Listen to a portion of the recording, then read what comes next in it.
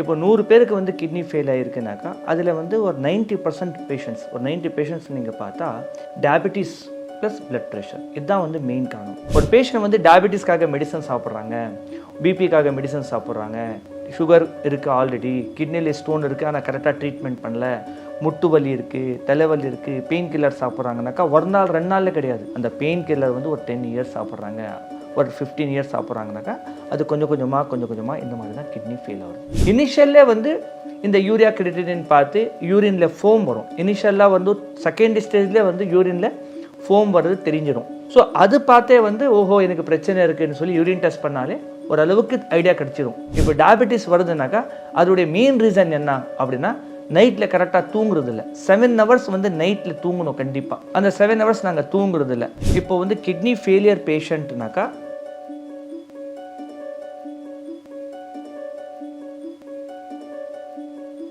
Health cafe Tamil நேயர்களுக்கு வணக்கம். இன்னைக்கு நிகழ்ச்சியில வந்து கிட்னி ஆரோக்கியம் சம்பந்தமான நிறைய விஷயங்கள் பேச போறோம். கிட்னி ஹெல்த் சம்பந்தமா நம்ம கூட இருந்து பேசுறதுக்காக டாக்டர் யாசிர் ஹெர்பல் ஹாஸ்பிட்டலுடைய நிர்வாக இயக்குனர் டாக்டர் யாசிர் அராஃபத் அவர்கள் நம்ம கூட இணைஞ்சிருக்காங்க. வணக்கம் சார். வணக்கம் சார். ஆல்ரெடி நம்ம கிட்னி ஹெல்த் சம்பந்தமா, கிட்னி ஃபெயிலியர் சம்பந்தமா நிறைய விஷயங்கள் பேசணும். நிறைய கமெண்ட்ஸ் பார்க்க முடிஞ்சது. இன்னும் இன்டெப்தா இந்த நிகழ்ச்சியில நம்ம பேசலாம் சார். கிட்னி ஃபெயிலியர் அப்படின்னு ஒரு டாபிக் எடுத்தா இப்போ நிறைய பேர் அதனால அஃபெக்ட் ஆயிட்டு வராங்க.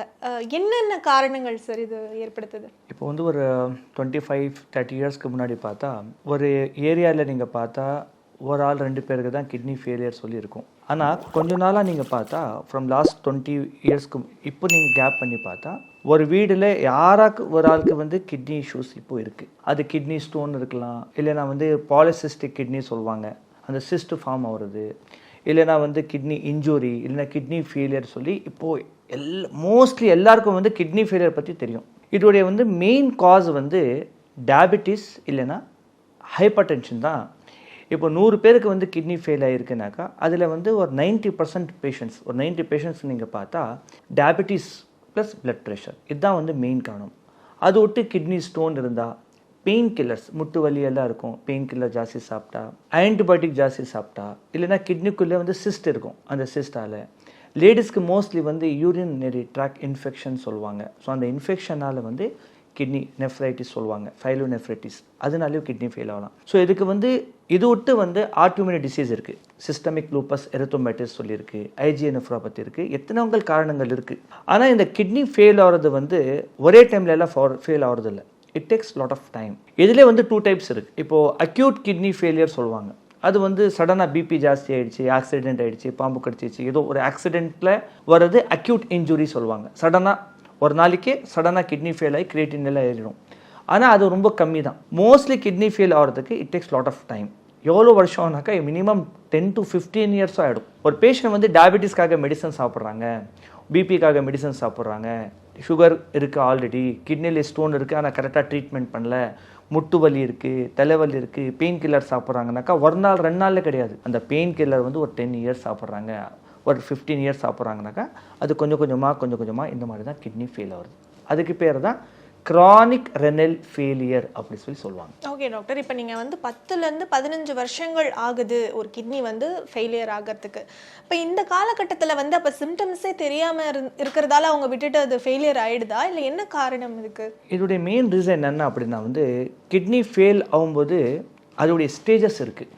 அது வந்து புரியுற மாதிரி சொல்லணும்னாக்கா 5 ஸ்டேஜில் வந்து டிவைட் பண்ணியிருக்காங்க. 90% கிட்னி ஒர்க் பண்ணும், 10% கிட்னி ஒர்க் பண்ணலனாக்கா அதுக்கு பேர் ஃபர்ஸ்ட் ஸ்டேஜ் கிட்னி ஃபெயிலியர் சொல்லுவாங்க. ஸோ செகண்ட் ஸ்டேஜ் வந்து 70% கிட்னி ஃபெயில் ஆகிருக்கும், அதில் 30% தான் அப்ராக்சிமேட்லி ஒர்க் பண்ணும். மூணாவது வந்து 50% கிட்னி ஃபெயில் ஆகிருக்கும், 50% கிட்னி ஃபெயில் ஆகுது. இந்த 3 ஸ்டேஜ்லேயும் சிம்டம்ஸே இருக்காது மோஸ்ட்லி. ஸோ சிம்டம்ஸ் இருந்தால் தான் ஒரு பேஷண்ட் போய் டாக்டர்கிட்ட போய் பார்ப்பாங்க. ஸோ சிம்டம்ஸே இல்லைன்னா பேஷண்ட்டுக்கும் தெரியாது, டாக்டரும் சொல்ல மாட்டாங்க. இந்த 4th ஸ்டேஜ் கிட்னி ஃபெயிலியர்னாக்கா 70% கிட்னி ஒர்க் பண்ணாது, ஒன்லி 30% தான் கிட்னி ஒர்க் பண்ணும். ஸோ இந்த டைமில் தான் வந்து பேஷண்ட்டுக்கு காலில் சொல்லிங்க வர்றது, பசி இல்லை, சாப்பிட்டா வந்து வாந்தி வர்றது, நடந்தால் மூச்சு வாங்குறது, கை கால் வீங்குற பிரச்சனைகள் இருக்குது, நைட்டில் தூக்கம் வராது. ஸோ இந்த மாதிரி சிம்டம்ஸ் வந்து கொஞ்சம் கொஞ்சமாக அப்பியர் ஆகிறது ஸ்டார்ட் ஆகிடும். 5th ஸ்டேஜ் கிட்னி ஃபெயிலியர் அப்படின்னா வந்து அதில் 10% தான் கிட்னி ஒர்க் பண்ணும், அதில் வந்து 90% கிட்னி ஒர்க் பண்ணாது. அப்போ தான் வந்து பேஷண்ட்டுக்கு வந்து சிவியர் அட்டாக்ஸ் மாதிரி வரும். சாப்பிட முடியல, நைட்டில் தூங்க முடியல, ரொம்ப எமர்ஜென்சியாக வந்து டாக்டர் கிட்ட எடுத்துகிட்டு போவாங்க. ஸோ அந்த ஸ்டேஜில் தான் வந்து பிளட் டெஸ்ட் பண்ணி பார்த்தா இந்த கிரியேட்டினின் அண்ட் யூரியா வந்து இன்க்ரீஸ் ஆகிருக்கு. அப்போ தான் வந்து இந்த பிளட் டெஸ்ட் எல்லாம் யூரின் டெஸ்ட் எல்லாம் பண்ணுறாங்க.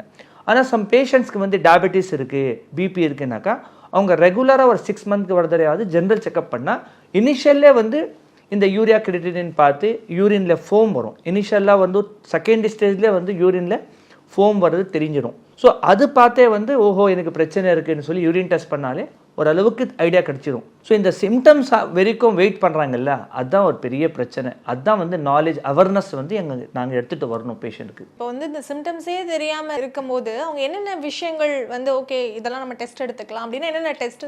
இன்வெஸ்டிகேஷனில் வந்து ஒரு பேசிக் இன்வெஸ்டிகேஷன் பண்ணால் போதும். ஜஸ்ட் ஒரு யூரின் டெஸ்ட், யூரின் அனாலிசிஸ் சொல்லுவாங்க. ஸோ இதில் வந்து யூரினில் ப்ரோட்டீன் போதான்னு சொல்லி, எதுக்கு யூரினில் ப்ரோட்டீன் போகுனாக்கா நீங்கள் கிட்னியோடைய வந்து ஒர்க் பண்ணுறது நெஃப்ரான் சொல்கிறாங்க. அது வந்து ஒரு 5 லட்சம் நெஃப்ரான் ஒரு கிட்னியில், இன்னொரு கிட்னியில் 5 லட்சம் நெஃப்ரான் இருக்கும். இந்த நெஃப்ரானுடைய நீங்கள் ஸ்ட்ரக்சர் பார்த்தா புரிகிற மாதிரி சொல்லணும்னாக்கா ஹெட்டு, பாடி, டெய்ல் அப்படி சொல்லி டிவைட் பண்ணியிருப்பாங்க. டெய்ல் இருக்கு இல்லையா, அது கொஞ்சம் வந்து ஃபங்க்ஷன் பண்ணலனாக்கா யூரினில் கொஞ்சம் கொஞ்சமாக ஃபோம் வரும், ப்ரோட்டீன் லாஸ் ஆகும். இது இனிஷியல் ஸ்டேஜ். அதுக்கப்புறம் தான் கொஞ்சம் கொஞ்சமாக பாடி டேமேஜ் ஆகும். அதுக்கப்புறம் தான் அதோடைய மெயின் ஹெட், அதில் தான் ஒரு குளோமரல் அப்படின்னு சொல்லி ஃபில்டர் இருக்கும். அந்த ஃபில்டர் டேமேஜ் ஆனால் தான் பிளட்டில் யூரியா கிரியேட்டினின் ஏறும். ஸோ இனிஷியலில் யூரின் ஃபார்ம் ஆகும்போதே வந்து ஒரு யூரின் டெஸ்ட் பண்ணிக்கிட்டால் இனிஷியல்லே தெரிஞ்சிடும் ஓஹோ இவங்களுக்கு கிட்னியில் ப்ராப்ளம் இருக்குது, யூரினில் 1+ ப்ரோட்டீன் போகுது, 2+ ப்ரோட்டீன் போகுதுனாக்கா இவங்க கிட்னியுடைய பிரச்சனைகள் இருக்குதுன்னு சொல்லி. ஸோ சடனாக வந்து இன்னொரு பிளட் டெஸ்ட் பண்ணிக்கலாம். அந்த பிளட் டெஸ்ட் என்ன அப்படின்னா கிட்னி ஃபங்க்ஷன் டெஸ்ட் சொல்லுவாங்க, KFT இல்லைனா RFT சொல்லுவாங்க, ரெனல் ஃபங்க்ஷன் டெஸ்ட். அதில் urea, creatinine, sodium, potassium, haemoglobin இது 5மே வந்து பிளட் டெஸ்ட்டில் பண்ணிக்கிட்டால் அதில் ஒரு அளவுக்கு ஐடியா கிடச்சிடும். ஓஹோ இனிஷியல் ஸ்டேஜில் வந்து கிரியேட்டினின் ஏறு இருக்குது, யூரியா இருக்குதுன்னு சொல்லி. இல்லை யூரியா கிரியேட்டினின் நார்மலாக இருக்குது, யூரினில் வந்து ஃபோமோ வரல அப்படி சொல்லி பார்த்தா இன்னொரு ஸ்கேன் எடுத்து பார்த்துக்கலாம். ஸ்கேனில் வந்து ஒரு second stage kidney failure, 3rd stage kidney failure சொல்லி தெரிஞ்சிடும். கிட்னியுடைய சைஸ் தெரிஞ்சிடும். கிட்னிக்குள்ளே ஸ்டோன் இருக்கா, கிட்னிக்குள்ளே சிஸ்ட் இருக்கா, இன்ஜுரி ஏதாவது இருக்கா, இன்ஃபெக்ஷன் இருக்கா, அதுவும் தெரிஞ்சிடும். ஸோ இனிஷியலி இந்த யூரின் டெஸ்ட், ஒரு பிளட் டெஸ்ட், ஒரு சோனோகிராஃபி பேசிக் பண்ணிக்கிறாலே ஒரு ஐடியா கிடைச்சிடும் பேஷண்ட்டுக்கு. இப்போ நம்மளுக்கு வந்து 2 கிட்னி இருக்கு இல்லையா, இப்போ கிட்னி ஃபெயிலியர் ஸ்டேஜ்னா 2 கிட்னியுமே போயிடுமா, இல்லை ஒரு கிட்னி நல்லா இருந்து ஒரு கிட்னி அந்த மாதிரி? அது வந்து டிஃப்ரெண்ட் கண்டிஷன். ஆனால் எப்போவுமே பைலேட்ரல் ரெனல் பாரன்கைமல் டிசீஸ்னு சொல்லி ஸ்கேன் லெவல்னா அது 2 கிட்னி தான். கிட்னி ஃபெயில் ஆகுதுனாக்கா அது வந்து ஒரு கிட்னி ஃபெயில் ஆகி ஒரு கிட்னி நல்லா அந்த மாதிரி ஆகாது. 2 கிட்னி தான் கொஞ்சம் கொஞ்சமாக இனிஷியலாக கிட்னி ஃபெயில் ஆகுறது. ஆனால் சம் பேஷண்ட்ஸ்க்கு என்ன ஆகும், கிட்னி ஒரு கிட்னியில் மட்டும் தான் ஸ்டோன் ஸ்ட்ரக் ஆகும், அப்ஸ்ட்ரக்ஷன்ஸ் இருக்கும், இல்லைனா வந்து கிட்னிக்குள்ளே வந்து கேன்சர் வந்துடும். ஸோ அதனால வந்து அந்த கிட்னி மட்டும் ரிமூவ் பண்ணாலோ ட்ரீட்மெண்ட் பண்ணாலோ போதும். ஒரு கிட்னியில் ஒரு பேஷண்ட் உயிரோ வாழலாம். ஒரு பேஷண்ட்டில் அந்த ஒரு கிட்னிலே வந்து அவங்களுக்கு எவ்வளோ தேவைப்படுது ஃபில்ட்ரேஷன் மோஸ்ட்லி கிடைக்கிறதுக்கு சான்சஸ் இருக்குது. ஸோ அதிலே அவங்க லைஃப் வாழலாம். ஆனால் இந்த 2 கிட்னியும் டேமேஜ் ஆகிறது தான் எல்லாருக்கும் காரணங்கள். ஓகே டாக்டர், எனக்கு ஏன் இந்த தாட் வந்துச்சு அப்படின்னா நிறைய சினிமா டயலாக்லாம் கூட பார்க்க முடியுது. நிறைய ட்ரிங்க்ஸ் பண்ணுறவங்க வந்து 2 கிட்னி இருக்குது, ஒன்று போனால் கூட இன்னொரு கிட்னியை வச்சு இது பண்ணிக்கலாம். பட் இந்த ஒரு கிட்னி ஒர்க் ஆகிறதுக்கு இந்த மாதிரியான காரணங்கள் தான் இருக்குது இல்லையா?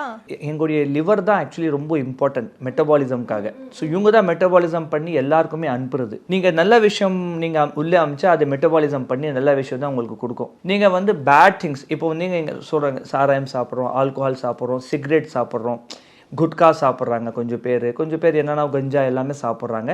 இப்போ வந்து நீங்கள் அவங்களுடைய அந்த பாக்ஸ் மேலேயே எழுதுனா அது பார்த்தா ஃபோட்டோ எல்லாம் எழுதிருக்கும் அதில் இந்த இன்ஜுரியஸ் டு ஹெல்த்து, இது நீங்கள் சிகரெட் சாப்பிட்டா கேன்சர் வரும், இது சாப்பிட்டா இந்த மாதிரி வரும்னு சொல்லி. ஸோ அது இருந்து கூட அதுக்கு நாங்கள் சாப்பிட்றோம்னாக்கா அது டிசால்விங் ஆகும் கண்டிப்பாக. ஓகே வெரி ஹார்ம்ஃபுல் தானே அது. ஸோ அது வந்து கண்டிப்பாக நீங்கள் வந்து நல்ல ஐட்டம் சாப்பிட்டாலும் உங்களுக்கு பாடி வந்து மெட்டபாலிசம் பண்ணும். அது மட்டும் கிடையாது, பேசிக் இந்த ஜங்க் ஃபுட் சாப்பிட்றோம் இல்லையா, ஸோ பர்கர் சாப்பிட்றோம், பிஸா சாப்பிட்றோம். ஸோ அதோடைய சைடு எஃபெக்ட்டும் நீங்கள் பார்த்தா 2 to 3 months உங்கள் பாடியில் கிடைச்சிடும். ஏன்னா அது எல்லாம் எங்கே ஃபில்டர் ஆகும், கிட்னியில் தான் ஃபில்டர் ஆகும். ஸோ இந்த மாதிரி வந்து விஷம் தன்மைகள், ஆல்கோஹால் சாப்பிட்றது, சிகரெட்ஸ் எல்லாம் குடிக்கிறது இருந்தால் கொஞ்சம் கொஞ்சமாக வந்து 2 கிட்னி கொஞ்சம் கொஞ்சமாக டேமேஜ் ஆகிறதுக்கு எல்லாமே சான்ஸ். ஸ்மோக்கிங் வந்து முன்னாடி வந்து லங்ஸ்க்கு மட்டும் தான் எஃபெக்ட் பண்ணணும்னு சொல்லிட்டு இருந்தாங்க. ஆனால் இப்போ ரிசர்ச் என்ன சொல்கிறது, இந்த smoking also one of the cause of kidney failure சொல்கிறாங்க. ஓகே டாக்டர், வேற என்னென்ன காரணங்கள் இருக்குது? மோஸ்ட்லி வந்து யூரின் இன்ஃபெக்ஷன் லேடிஸ்க்கு இருக்கும். பப்ளிக் டாய்லெட்டில் வந்து இங்கே போனாலும் ஒரு பஸ் ஸ்டாண்ட் போகிறோம், ஒரு இடத்துல பப்ளிக் தியேட்டர்ஸ் போகிறோம் மூவி பார்க்குறதுக்காக. ஸோ அந்த இடத்துல வந்து எவ்வளோ வாஷ் பண்ணாலும் இந்த குவான்டிட்டி ஆஃப் த பீப்புள் வந்து ரொம்ப ஜாஸ்தி இருக்கும். So fungal, bacterial, viral infection, equally infection எல்லாம் ரொம்ப இருக்கும். ஸோ அந்த இடத்துல வந்து லேடிஸ் வந்து அப்போ வந்து ரீகரண்ட் இன்ஃபெக்ஷன் ஆகுது, அவங்களுக்கு யூரினரி ட்ராக் இன்ஃபெக்ஷன் வரும். ஸோ அதுக்காக வந்து சும்மா இச்சிங் இருக்குது, யூரினில் கொஞ்சம் பர்னிங் இருக்குன்னு சொல்லி மெடிசன் சாப்பிட்டா சிம்டம்ஸ் மட்டும் தான் குறையும், ப்ராப்ளம் சால்வ் ஆகாது. இதே இன்ஃபெக்ஷன் வந்து அப்படியே கேரி ஆகி கிட்னிக்குள்ளே வந்து நெஃப்ரான் சொல்லி ஒரு இருக்குது, நான் சொல்ல முன்னாடி அந்த நெஃப்ரானுக்குள்ளே வந்து ஒரு பார்ட் இருக்கும், அந்த பார்ட்டுடைய பேர் வந்து ஃபைலோரி சொல்லுவாங்க. அதில் போய் இன்ஃபெக்ஷன் பண்ணிட்டு தான் ஃபைலோரி சொல்லுவாங்க. ஸோ அதுக்கப்புறம் தான் அந்த இன்ஃபெக்ஷன் ரீகரண்ட் இன்ஃபெக்ஷன் இருந்தால் தான் கொஞ்சம் கொஞ்சமாக கிட்னி ஃபெயில் ஆகிறது ஸ்டார்ட் ஆகிடும். இது இருக்குது. ரெண்டாவது என்னன்னாக்கா, இப்போ நாங்கள் சாப்பிட்ற எல்லா ஐட்டமில் வந்து மோஸ்ட்லி அன்நேச்சுரல் தான், எல்லாம் ஆர்டிஃபிஷியல் தான். கண்டிப்பாக. ஸோ நீங்கள் ஃப்ரூட்ஸ் சாப்பிட்டாலும் பிரச்சனைகள் இப்போ அதில் இருக்குது.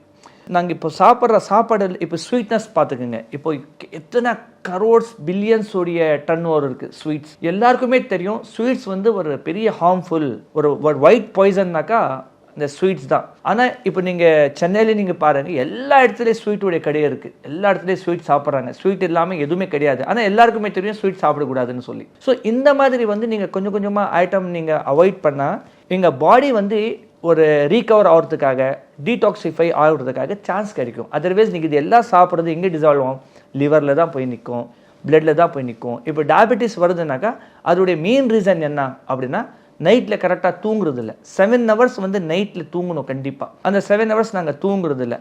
ரெண்டாவது ஸ்ட்ரெஸ்ஃபுல் லைஃப். மூணாவது சாப்பிட்றது எல்லாமே வந்து ஒரு ஜங்க் ஃபுட்டு, அன்டைம் சாப்பாடில் வந்து எல்லாத்துலேயும் சுகர் இருந்தால் எவ்வளோ நீங்கள் வந்து மெட்டபாலிசம் ஆகிட்ட அப்புறம் நீங்கள் எவ்வளோ நீங்கள் வந்து ரன் பண்ணுறீங்க, வாக்கிங் பண்ணாலும் அந்த சுகர் நீங்கள் சாப்பிட்ற சுகர் வந்து வெளியே வரதுக்கு சான்ஸே இல்லை. அது குளுக்கோஸாக கிளைக்கோஜனாக மாறதுக்கு சான்ஸே இல்லை. ஸோ அதனால தான் அது போய் டிபாசிட் ஆகுது. இங்கே டிபாசிட் ஆகுது, முதல்ல லிவரில் ஆகுது, அதுக்கப்புறம் வந்து மசில்ஸ்லேயே ஆகுது, அதுக்கப்புறம் தான் பிளட்ல போகுது. ஸோ அதுக்கப்புறம் தான் பிளட்ல வந்து நீங்கள் லிமிட்டடாக இல்லைன்னு சொல்லி அதுக்கு இது நார்மல் பண்ணுறதுக்கு தான் நேச்சுரலாக இன்சுலின் ஜாஸ்தி பாடிக்குள்ளே ஃபார்ம் ஆகுது. இது எல்லாம் ஒரு சைக்கிள். இந்த சைக்கிளுக்கு டிஸ்டர்ப் பண்ணுறவங்க யாருனாக்கா நாங்கள் தான் டிஸ்டர்ப் பண்ணுறோம். கண்டிப்பாக டாக்டர். இப்போ நீங்கள் சொல்லியிருந்தீங்க அன்ஹெல்தி ஃபுட்ஸு, ஸ்வீட்ஸ் நிறைய சாப்பிட்றது. பட் இப்போ இந்த கிட்னி ஃபெயிலியர் வந்து எனக்கு சின்ன சிம்டம்ஸ் இருக்குது, அந்த ஆரம்ப கட்டத்தில் இருக்கவங்களுக்கு ப்ரோட்டீன் சாப்பிடக்கூடாது, இந்த மாதிரி ப்ரோக்கலி சில உணவுகள்லாம் சாப்பிடக்கூடாது அப்படின்னு சொல்கிறாங்களே, அது என்ன அப்படின்னா, புரியறதுக்காக டயட் பற்றி ஒரு பேசிக் நாலேஜ் இருக்கணும்.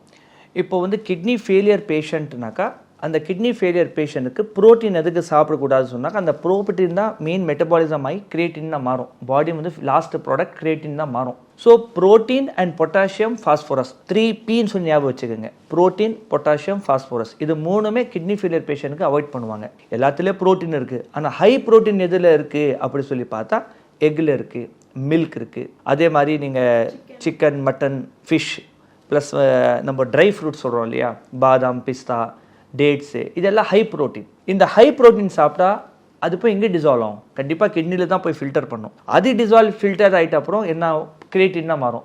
ஸோ ஆல்ரெடி கிரியேட்டின் ஜாஸ்தி இருக்குது, நீங்கள் இன்னும் ப்ரோட்டீன் சாப்பிட்டா இன்னும் கிரியேட்டின் தான் மாறும். இது ஃபில்டரே பண்ணலையே, இப்போ தான் 10% தான் கிட்னி ஒர்க் பண்ணிட்டு இருக்கு. அதுக்கு மேலே பின்னும் நீங்கள் வந்து ப்ரோட்டீன் கொடுத்தா அது பின்னும் ப்ரோட்டீன் போய் மாறும். நம்பர் 1. ரெண்டாவது வந்து பொட்டாசியம் எதில் இருக்குனாக்கா, எல்லாத்துலேயும் பொட்டாசியம் இருக்குது மோஸ்ட்லி. ஆனால் வெஜிடபிள்ஸில் வந்து ரொம்ப ஜாஸ்தி பொட்டாசியம் வந்து இந்த மாதிரி பொட்டாட்டோ இருக்குது, பிரிஞ்சால் இருக்குது, உருளைக்கிழங்கு இருக்குது, கத்திரிக்காய் இருக்குது, இந்த கீரைகள், பாலக்கீரைகள் அந்த மாதிரி இருக்குது, கோகனட்டில் ஜாஸ்தி பொட்டாசியம் இருக்குது. ஸோ இந்த மாதிரி ஐட்டம், மெயின் டொமேட்டோ, இந்த மாதிரி வந்து பொட்டாசியம் ஜாஸ்தி சாப்பிட்டா ஹார்ட்டுடைய பிரச்சனை வரும். ஏன்னா யாருக்கு வந்து கிட்னி பிரச்சனை இருக்கோ அவங்களுக்கு ஹார்ட் பிரச்சனை வர்றதுக்கு 90% சான்சஸ் இருக்குது. ஸோ பொட்டாசியம் ஐட்டம் சாப்பிட்டா ஹார்ட் அட்டாக் வரதுக்கு சான்சஸ் இருக்குது. அதனால தான் பொட்டாசியம், ஃபாஸ்பரஸ் ப்ளஸ் வந்து உங்களுக்கு வந்து இந்த ப்ரோட்டீன்ஸ் அவாய்ட் பண்ணுறது. ஆனால் இனிஷியல் ஸ்டேஜில் வந்து சம் பேஷண்ட்ஸ்க்கு வந்து யூரினில் ப்ரோட்டீன் மட்டும் தான் போகும், யூரியா கிரியேட்டின் நார்மல் இருக்கும். ஸோ அந்த பேஷண்ட்க்கு என்ன சொல்லுவோம், நீங்கள் ஓரளவுக்கு ப்ரோட்டீன் எடுத்துக்கோங்க அப்படி சொல்லுவோம். நீங்கள் ப்ரோட்டீனே சாப்பிடலன்னா வீக் ஆகிடுவீங்க கண்டிப்பாக. ஓகே, மசில்ஸ் டெவலப்மெண்ட் ஆகாது. அதுக்காக என்ன பண்ணுவோம் நாங்கன்னாக்கா, பேஷண்ட் டு பேஷண்ட் டயட் மாறும். இப்போ வந்து ஒரு பேஷண்ட் வராங்க அப்படின்னாக்கா அவங்களுடைய யூரியா கிரியேட்டின் எவ்வளோ இருக்குது, அவங்களுடைய யூரின்லேயே ப்ரோட்டீன் எவ்வளோ போகுது, ஜாஸ்தி போயிட்டு இருந்தால் நீங்கள் வந்து இப்போது எக்கு சாப்பிட்றீங்கனாக்கா எக் யோக் எடுத்துடுங்க, ஹை ப்ரோட்டீன் இருக்குது. எக்குக்கு மேலே ஒயிட் கலர் இருக்குல்ல, அது மட்டும் நீங்கள் சாப்பிடுங்க. இது நம்பர் 1. மில்க் சாப்பிடணுன்னாக்கா பேசிக்கலி மில்க் சாப்பிடக்கூடாது. ஒரு ஏஜ் தான், சின்ன குழந்தை மில்க் சாப்பிடணும், அதுக்கப்புறம் சாப்பிடக்கூடாது, டைஜஷன் ஆகிறது இல்லை. ஆனால் கொஞ்சம் பேர் மில்க் சாப்பிட்றாங்க, அவங்க சாப்பிட்லன்னா அவங்களுக்கு தூக்கம் வராது. ஸோ அந்த டைம் என்ன பண்ணுவோம், ஒரு 50 ml மில்க் இருக்குனாக்கா அதில் கொஞ்சம் நீங்கள் தண்ணி மிக்ஸ் பண்ணிக்கிட்டு மில்க் எடுத்துக்கோங்க. அதே மாதிரி இது ப்ரோட்டீன் சாப்பிட்டு தான் ஆகணும் வீக்னஸ் செஞ்சுனாக்கா சிக்கன் ஒரு பீஸ் 2 பீஸ் வாரத்தில் 2 பீஸ் நீங்கள் எடுத்துக்கோங்க அப்படின்னு சொல்லி. பீஃபு இந்த மட்டன் அது கொஞ்சம் அவாய்ட் பண்ணிவிட்டு ஃபிஷ்ஷு ப்ளஸ் சிக்கன் அது மட்டும் கொஞ்சம் எடுத்துக்கோங்க. பருப்பு தான் ரொம்ப ஹை ப்ரோட்டீன், பருப்புகள் எல்லா பருப்புல ப்ரோட்டீன் ஜாஸ்தி இருக்கும். ஸோ அந்த டைம் வந்து அந்த ப்ரோட்டீனுக்கு வந்து இந்த பருப்புடைய இந்த குழம்பு செஞ்சுட்டு அதோட தண்ணி இருக்கு பாருங்க அது மட்டும் மேலேருந்து எடுத்துக்கிட்டா அந்த ப்ரோட்டீனும் வந்துடும், ப்ளஸ் ரொம்ப ப்ரோட்டீனும் பாடிக்குள்ளே வராது. ஸோ அந்த பேஷண்ட் டு பேஷண்ட் வந்து நாங்கள் வந்து டயட் என்னுடைய வீடியோவில் டயட்ஸ் எல்லாம் இருக்குது. இப்போ பேஷண்ட் எங்களுக்கு காண்டாக்ட் பண்ணாலே நாங்கள் வந்து ஒரு பேசிக் டயட் சார்ட்டில் நாங்கள் அனுப்பிச்சிடுவோம் பேஷண்ட்டுக்கு, இதுதான் சாப்பிடணும் இதுதான் சாப்பிடக்கூடாதுன்னு சொல்லி. 4வது வந்து தண்ணி. பேஷண்ட்ஸ்க்கு வந்து கிட்னி ஃபெயிலியர் பேஷண்ட்க்கு வந்து 1 லிட்டர் தண்ணி சாப்பிட்டா சேஃப் சைடு. 1.5 லிட்டர் வரைக்கும் சாப்பிடலாம் மேக்ஸிமம். ஒரு சம் பேஷண்ட்ஸ்க்கு வந்து 1.5 லிட்டர் சாப்பிடுங்கனாக்கா 2 லிட்டர் சாப்பிடுவாங்க. ஸோ இந்த மாதிரி குவான்டிட்டி ஜாஸ்தி ஆகுனா தான் அது வந்து பாடிக்குள்ளே அக்குமுலேஷன் ஆகிடும், காலில் சொல்லிங் வரும், லங்ஸில் வந்து தண்ணி போய் சேர்ந்துடும். ஸோ இதனால தான் பெரிய பிரச்சனை வருது. ஸோ நாங்கள் வந்து பேஷண்ட்டுக்கு வந்து எவ்வளோ யூரின் அவுட்புட் ஆகுது அது பார்த்துட்டு நாங்கள் வந்து ஒரு லிமிட் சொல்லிடுவோம். 1 லிட்டர் தான் நீங்கள் தண்ணி சாப்பிடுங்க, 1.5 லிட்டர் தண்ணி சாப்பிடுங்க, இதுக்கு மேலே நீங்கள் தண்ணி சாப்பிடாதீங்கன்னு சொல்லி. 4வது விஷயம், சம் பேஷண்ட்ஸ் வந்து அலோபதிக் மெடிசன்ஸும் சாப்பிட்டுட்டு இருப்பாங்க. ஸோ அதுக்காக அவங்க தண்ணி யூஸ் பண்ணுவாங்க, சாப்பாடுக்காக தண்ணி யூஸ் பண்ணுவாங்க, எங்கள் மெடிசன்ஸ்க்கும் தண்ணி யூஸ் பண்ணுவாங்க. அதனால குவான்டிட்டி ஆஃப் வாட்டர் ஜாஸ்தி ஆகிறதுக்கு சான்சஸ் இருக்குது. ஸோ அதனால இந்த இது வந்து குவான்டிட்டி வந்து ரொம்ப கேரி பண்ணுறது ரொம்ப இம்பார்ட்டன்ட். பேஷண்ட் என்ன சொல்லுவாங்க, டாக்டர் நான் தண்ணியே குடிக்கிறது இல்லை டாக்டர், தண்ணியே குடிக்கிறது இல்லை சொல்லுவாங்க. ஆனால் ஒரு நாளைக்கு 3 லிட்டர் தண்ணி சாப்பிட்ருப்பாங்க, மெஷர்மெண்ட் எல்லாமே சாப்பிடுவாங்க. சொல்லிங் வரதுக்கு இன்னொரு பெரிய காரணங்கள் என்னன்னாக்கா இந்த சால்ட்டில் வந்து இப்போ நார்மல் சால்ட் நாங்கள் சாப்பிட்றோம் இல்லையா, இது எல்லாம் வந்து அக்குமுலேஷன் பண்ணும், எல்லாமே பாடிக்குள்ளே வந்து தண்ணி நிற்கும். ஸோ அதுக்காக நாங்கள் பிங்க் சால்ட், ஹிமாலயன் சால்ட் சொல்லி கிடைக்கும். ஹிமாலயனாக்கா ஹிமாலயா ப்ராடக்ட் கிடையாது, ஹிமாலயோடைய சால்ட்டுக்கு பிங்க் சால்ட் பிங்க் கலரில் இருக்கும், அது நேச்சுரல் சால்ட். அது சாப்பிட்டா ஓரளவுக்கு பிபிஓ கொஞ்சம் குறையும். ஒரு 24 ஹவர்ஸில் வந்து 5 கிராம்ஸ் வரைக்கும் நாங்கள் அலோட் பண்ணுவோம். ஏன்னா எங்கள் பாடிக்கு உப்பு ஓரளவுக்கு தேவைப்படும். இந்த மாதிரி நாங்கள் என்ன பண்ணுவோம், பேலன்ஸ். ஃப்ரூட்ஸ் இருக்குனாக்கா ஃப்ரூட்ஸில் ஆப்பிள் சாப்பிட்றது, பப்பாயா சாப்பிட்றது, கோவா, இதெல்லாம் அனானஸ் பழம், இதெல்லாம் நாங்கள் வந்து சொல்லுவோம் இதெல்லாம் சாப்பிடுங்கன்னு சொல்லி. ஆனால் ஹை பொட்டாசியம் டயட்டில் வந்து ஃப்ரூட்ஸில் பனானா, நாங்கள் வந்து சீக்கு சொல்கிறோம் இல்லையா, ஜிப்பட்டா பழம், பனானா பழம், இதெல்லாம் வந்து ஹை பொட்டாசியம், இந்த மாதிரி ஐட்டம். ஸோ டயட் வந்து எங்கள் யுனானி மெடிசன்ஸ் எடுக்கிறாங்கன்னு சொல்லி டயட் கிடையாது, இது வந்து ஒரு யூனிவர்சல் டயட் தான். எல்லாமே நீங்கள் வந்து கூகுளில் சர்ச் பண்ணாலும் உங்களுக்கு டயட் ஈஸியாக கிடச்சிடும், என்ன சாப்பிடும் என்ன சாப்பிடக்கூடாதுன்னு சொல்லி. ஓகே டாக்டர், இப்போ நீங்கள் என்ன சொல்லியிருந்தீங்கன்னா 10% ஒர்க் பண்ணுற கிட்னி, இப்போ இவ்வளோ இதெல்லாம் சொல்லியிருந்தீங்க, இதெல்லாம் சாப்பிடணும் சாப்பிடக்கூடாது அப்படின்னு. இப்போ என் கிட்னி 10% தான் ஒர்க் பண்ணுது, அதை நான் கொஞ்சம் கொஞ்சமாக இம்ப்ரூவ் பண்ண முடியுமா? 15, 20 நல்லா 100% வரைக்கும் இம்ப்ரூவ் பண்ணுறது பாசிபிள்?